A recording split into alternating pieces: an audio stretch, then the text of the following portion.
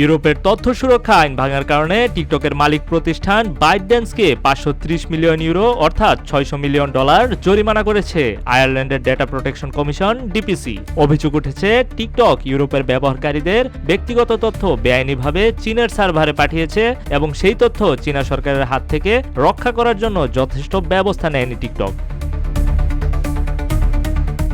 DPC বলেছে TikTok এই বিষয়টি গোপন রেখেছিল। 2024 সালের এপ্রিল মাসে টিকটক প্রথমবার স্বীকার করে যে ইউরোপের ব্যবহারকারীদের কিছু তথ্য চীনে রাখা হয়েছিল, যদিও এর আগে তারা অন্যরকম তথ্য দিয়েছিল।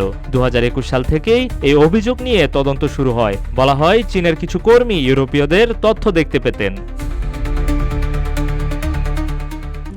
RICL TMX, যুগের পর যুগ স্থাপনা থাকে মজবুত। ডিপিসি আরও বলেছে টিকটককে আগামী 6 মাসের মধ্যে এই বেআইনি তথ্য পাঠানো পুরোপুরি বন্ধ করতে হবে। চীনের আইন অনুযায়ী সরকার চাইলে যে কোনো ব্যক্তিগত তথ্য নিতে পারে, কিন্তু টিকটক সেই ঝুঁকি বুঝেও গুরুত্ব দেয়নি। অন্যদিকে এই সিদ্ধান্ত মানতে নারাজ টিকটক এবং তারা আপিল করবে বলেও জানিয়েছে। তাদের দাবি চীনা সরকার কখনো ইউরোপের ব্যবহারকারীদের কোনো তথ্য চায়নি এবং তারা কোনো তথ্য দেয়ওনি। এই জরিমানাটি ইউরোপীয় জিডিপিআর আইনের অধীনে এখন পর্যন্ত তৃতীয় সর্বোচ্চ জরিমানা। এর আগে মেটাকে 1.2 বিলিয়ন ইউরো এবং অ্যামাজনকে 746 মিলিয়ন ইউরো জরিমানা করা হয়েছিল।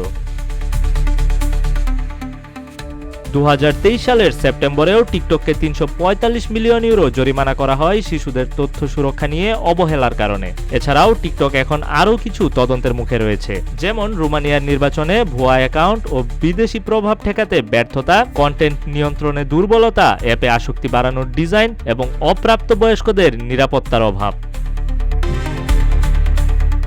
তৌহিদুর রহমান, রূপালী বাংলাদেশ।